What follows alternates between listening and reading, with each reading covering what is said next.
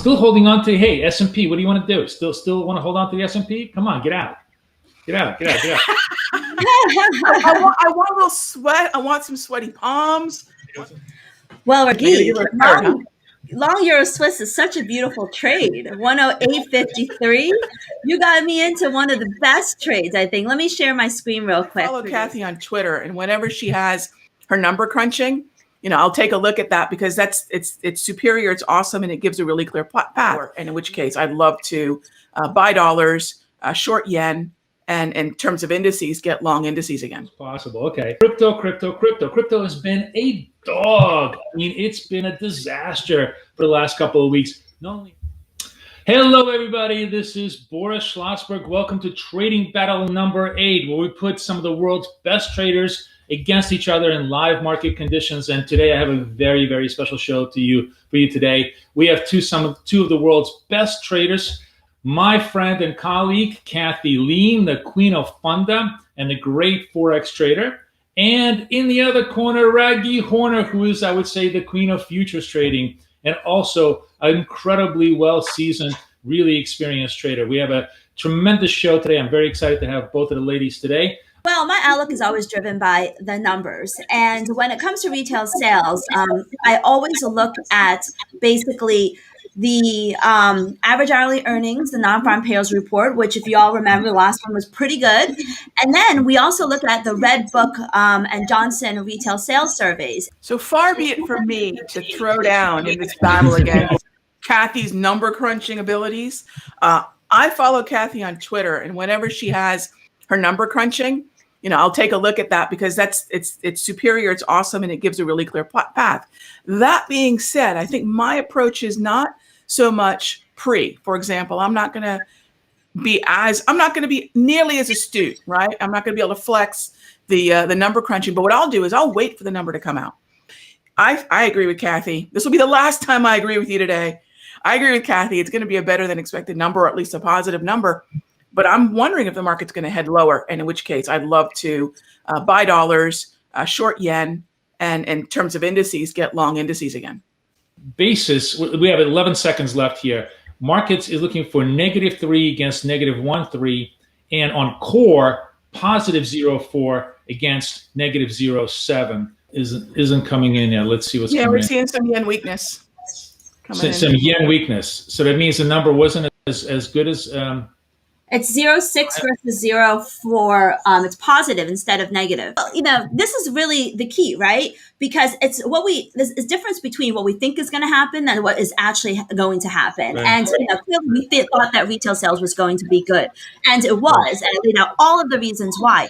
But what's actually happening? Here comes my favorite part of the show, where I do something that happens to a lot of traders.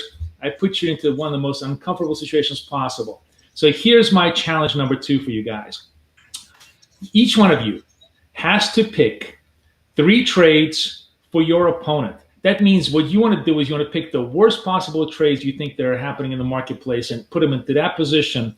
And your opponent has to hold that position for 10 minutes before they can do anything about it. About long Euro Swiss market and short pound Swiss. Well, Raghee, long Euro Swiss is such a beautiful trade. 108.53. You got me into one of the best trades, I think. Let me share my screen real quick, producers. Euro Swiss is one of my zip variations where we're above the indicator line. We've got a green hue in the background. It's looking bullish. Let's check our moving averages and see how we're doing. Daily chart doesn't look that hot. 4-hour chart's pulling back a little bit. 1-hour chart looks okay. I like the trade. I think I'm gonna, if anything, the bias is definitely to the upside, according to my charts. So I would stick with it for sure in the next 10 minutes or even longer to see how. I'm supposed to never ever trade pound dollar, pound yen, or pound Swiss according to my zip trading rules. And when I break them, I usually lose money. So this is definitely not a position. Let's get Kathy into a long Aussie, New Zealand.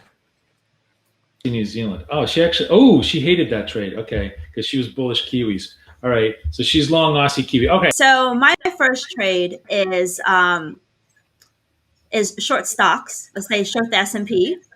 Okay. Oh, wait a minute.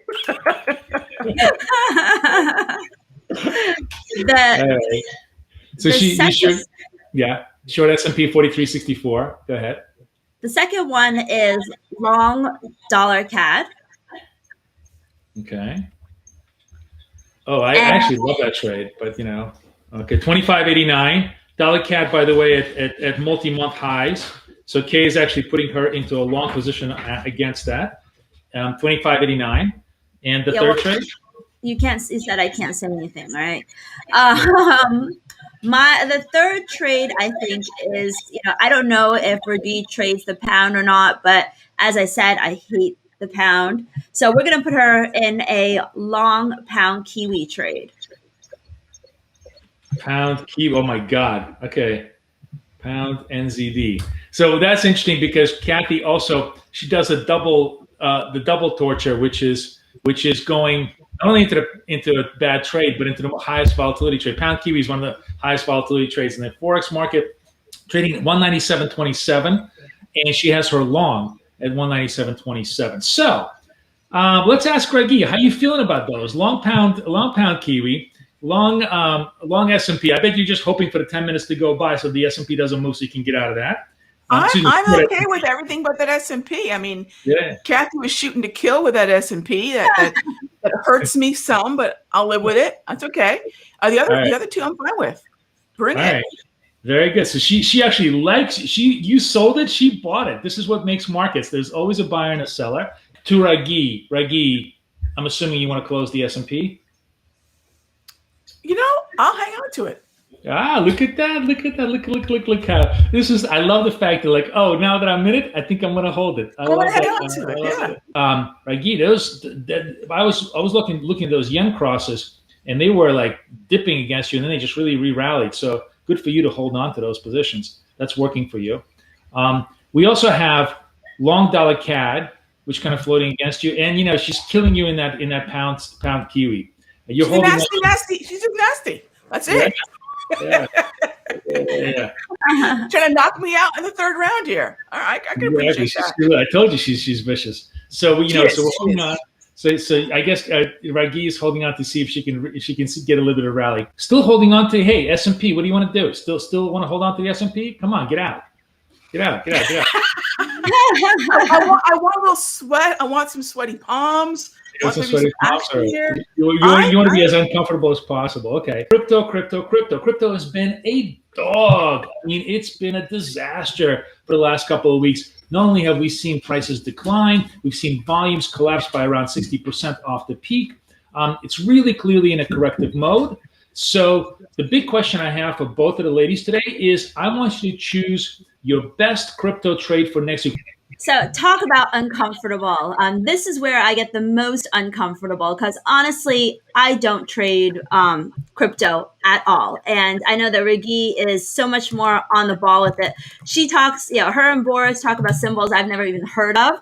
And so what I will say though, is that, first and foremost on the ZIP, we had a bunch of ZIP sell signals in Ethereum that worked out really nicely. Right now, we're kind of in no man's zone where we're trying to bounce.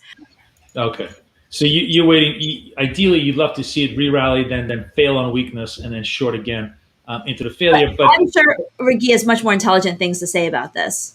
Barring that, okay. I mean, I love the fact that you can barely pronounce the word Ethereum. You literally hesitate when you actually have to pronounce it. So that's always fun. Well, it's down. I mean, that's the trend, right? So when I take a look at Bitcoin, this move we're seeing higher into 31.5, 31.6, I'd fade this. I want to get short Bitcoin, and this strength is exactly the kind of bounce that I'd love to fade within the context of the overall trend. And so, where we are right now is this thing comes up to 31.6. I'm going to definitely. You want to do that. All right. So Raghee is short, 31.6. She loves this trade. I think here's what I look at with crypto. To me, I entered crypto in 2016, so I don't want anyone thinking I'm hating on crypto. I call it digital forex, right? To me, it's just another expression of currency. So, to me, diamond hands, hodl, right? I'll trade it from every now and again.